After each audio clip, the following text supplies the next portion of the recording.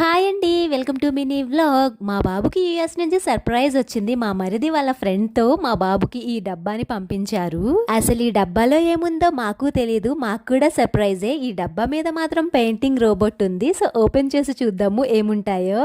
దీనిలో బుల్లి రోబోట్ ఉందండి, భలే బాగుంది. ఇంకా వాషబుల్ స్కెచెస్ అండ్ స్లేట్ కూడా ఇచ్చారు.